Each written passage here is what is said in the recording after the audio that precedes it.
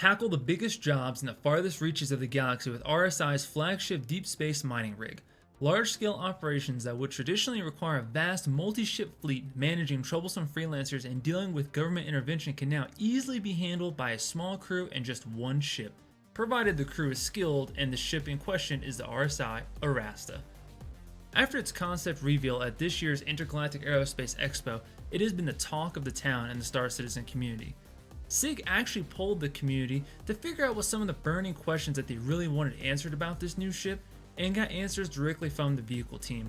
I'd like to share those answers and questions with you guys here today, and go over what the current state of mining is like and what the future could hold given this new installment into the mining genre. The RSI Arrastra is a fairly large ship. I mean, this ship is as big as a Carrack. It's absolutely massive.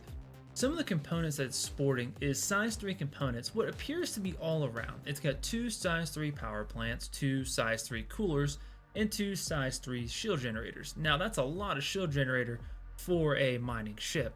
And coupled with that, the pilot only has access to missile mounts, but they are fairly large missile mounts. It has a size 4 and size 5 missile racks, pretty impressive for a mining vessel. What's more impressive is this bad boy has 3 separately manned turrets, each with quad-barreled size 3 weapons. That is absolutely nuts. For a mining ship, that is more turrets than you can find on an Andromeda. And it's got quad turrets like a Scorpius? Dude, like, come on, man. Like, that is insane firepower for a mining vessel. It does have a large quantum fuel tank, but it doesn't really say how big it is.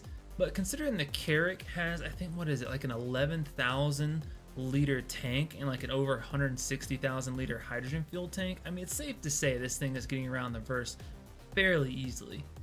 And given the fact of how big this is, it's no surprise that it carries a size 3 quantum drive. So it's getting everywhere pretty quickly, and it may not be the fastest quantum drive in the game, but still pretty quick as far as quantum drives go. More impressively is the 3 mining lasers. So in their talk, in this Inside Star Citizen breakdown of the Arrastra, there's one on the front left, one on the front right on those little arms that stick out, and there's one mounted on the top.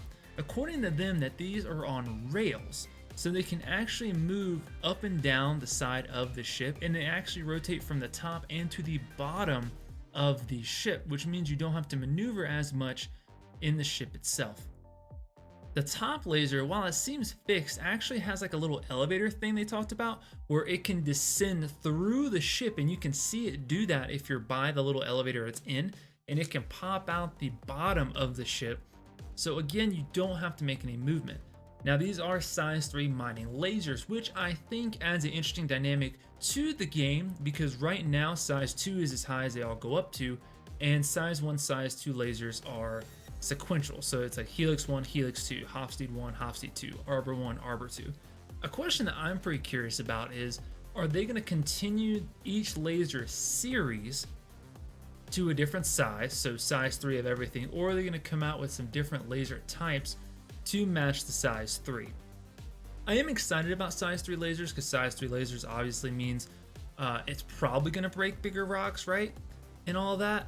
But I'm more concerned about extraction laser power. So right now, like the mole for instance, sure, you can break much larger rocks, but extraction laser power controls how fast you extract something, not necessarily how big of a rock you can extract. It may feel sometimes that you can extract a larger mass rock than some others, but that's because the mass to SCU ratio. So realistically, don't think of extracting as the mass of the rock. It's more so how many SCUs of material are in what you're extracting. So like a 3,000 mass quantanium rock really only has like 3 or 4 SCUs of quantanium in it, as opposed to a 3 or 4,000 mass hephaestonite rock has, we're talking maybe 25 to 30 SCUs in it. So you probably have to fracture that again, as opposed to quantanium, maybe not. So I think they need to really change extraction laser power. So the more powerful the laser, the larger of a rock it can extract, and then it kind of negates the really negative effect of having a large laser. And I mean, sure, I think some people would disagree with this because it's like, well, you could then take like a mole and you could just extract a lot of rocks you run up on, which may be true, but hear me out on this. That would be its own build though. I could now make a build that specializes in extraction laser power and I can suck up, maybe 20, 30K rocks. Hey, hang on, hear me out. It would make your runs much faster because you wouldn't have to fracture anything, but you have to take the rock as is. So now it becomes a question of, do I want to be the incentive of speed while sacrificing being able to filter out materials, or would I rather fracture the rock first and then have a chance to have better like separation of fragments, so I'm not getting like all of the iron or aluminum or whatever material, you know what I mean, that comes into it. So I think the Arrastra is set pretty good. I think one of the interesting things is it has 576 refined or cargo capacity per what they talked about. So I find that interesting because it's like, okay, but can I haul cargo, or is that just refined material on the ship? So that's something I'm really curious about in these questions. And it has a 64 cargo bay capacity separate of that 576. So again, begs the question of, okay, this vehicle bay, what can I do with that as well? I mean, this is a really long ship. It's 124 meters long. It is 64 meters across, 21 meters high. I mean, this is a large ship, most likely 2-story. So let's dive into these questions and see what answers they have for us. So first question, how do the Arrastra's refining capabilities compare to ships like the Expanse, the Orion, and the Galaxy? So if you don't know, the Expanse is a refinery only ship. So it is a entry into the mining ship world, but its sole purpose is to refine. It has no mining lasers on it. The Orion, obviously the capital class ship, if you've been looking into mining at all in the last couple years, it has been a concept for a while. And the Galaxy is a modular designed ship, and refinery is one of the mods that it can take. And the Expanse is smaller than the Arrastra. The Arrastra is probably on keen the size of the Galaxy, and the Orion is a capital ship, so very, very large. Answer. The Arrastra has 2 reactors that allow it to run 2 separate orders concurrently. These reactors are much larger than the 6 found on the Expanse, allowing each order to contain a much higher quantity of goods. While the numbers of player-controlled refining are still being worked out, we don't want to give specifics. Expect each reactor to be able to refine around the same amount an Expanse can in one go. Compared to the Galaxy's refining module, these reactors are about the same size. Naturally, compared to the Orions, they are significantly smaller. So this makes a lot of sense, but also gives a lot of perspective here.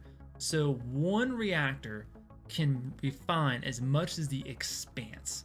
That's impressive. The Expanse, I don't know if you looked at the Expanse, it can actually take 8 sets of bags. Well, not 8 sets, I guess 4 sets, but it can take 8 separate saddlebags, ore bags, whatever you want to call them. So one order can take the amount of 8 of those. So if those are in theory 8 mole bags, it can process 2 mole orders at the same time. That's pretty good. I'd find that pretty impressive. I find that pretty staggering. That is a lot of ore to refine on one ship, considering the fact that you could be refining as you're mining. And I wonder how the time span is going to like differentiate from that. And then obviously is much smaller than the Orions, but the Orion has like a 10,000 or something crazy refined ore capacity. Like, it is a huge ship of materials, so it's absolutely nuts. On par with the Galaxy, which is good to know. So if you have a Galaxy, it's on par with a Arrastra, but an Arrastra is going to be that spearhead, I think, main org mining vessel, because it can mine and it can refine all in one condensed location, and you could probably throw some vehicles in the back. Next question, is the Arrastra able to refine Quantanium? If so, is it able to create its own field and use it? Probably a question striving from Pyro, because Pyro, limited resources, so pretty valid question. Answer, it can refine Quantanium as a resource, but has no way to feed it back into its fuel tanks. So Quantanium is purely generated as a commodity to sell. So long-winded, basically, yes, you can refine Quantanium. No, you cannot put it into your fuel tank. It is simply going to pop up in an SCU box for you to sell. How do the Arrastra's mining capabilities compare to ships like the Prospector, the Mole, and the Orion? It sits between, that is a question. Answer, it sits between the Mole and the Orion with large lasers capable of cracking harder rocks at greater distances than the Mole. Okay, so that makes a lot of sense.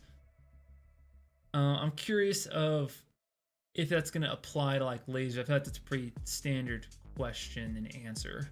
All right, next question. Oh, here we go. Are the mining lasers on the Arrastra bespoke? What are the benefits of size 3 mining lasers? They are not bespoke and will upgrade paths like other lasers in the game. Sizing wise, they simply provide greater range and energy output by default.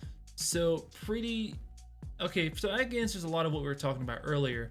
So basically, it's going to have a greater range because it's a greater size, and it's going to have more laser power because it's a greater size. I'm curious how much more. I doubt that's going to be brought out here, right? Because that's a pretty detailed question. But like, if you look at a Helix 3 and a Helix 4, right, which are the most powerful lasers in their class for 1s and 2s, it's only 1,000 more power. So it's 33% more powerful than its size 1 as a Helix. So when the Helix goes to size 3, I wonder how much more powerful that's going to be. I'm really curious about that. And then also modules. I would imagine every size 3 will have the ability to take 3 modules, but I wonder if they're going to bump it up to 4. Could you imagine 4 modules, like 4 surges, 200% laser power? Oh my god, Hofstedes would be crazy. 3 focus 3s on a Hofstede with crazy range. Talk about a support laser. Oh, it's exciting. Will it be possible to take material from ore bags onto this ship to refine it, such as the ones on the Prospector? That was the question. Answer: yes, the Arrastra has 2 ports on it capable of taking ore bags from a Prospector or mole and refining them. Okay, so you could, in theory, have side ships mining alongside it, and you could drop off the bags and have this really complex mining thing going on. That's exciting. That's pretty cool for the future of mining. Question: are any of the mining lasers able to be controlled by the pilot? No, they are all controlled via dedicated stations. I think I saw this in some of the concept art. There is what looks like dedicated stations that are remote though, so not like the mole. They're all like in the bridge, I think. And they each have their own seat. So hypothetically here, you could jump from seat to seat fairly quickly because it's all in the same room, right? You don't have to run up and down a ship through in and out doors like the mole. You can simply get out of one seat, walk across the room to another seat, hop in that laser and do it that way. But there are no pilot controlled lasers, which I mean makes sense because that would just be a little bit overpowered, and everyone would use that. Like, let's be real, everyone would mine in an Arrastra if you could just use a pilot controlled laser, like 100%. Does this ship have a VTOL mode for planetary mining? What people are asking these questions? That's such a simple question.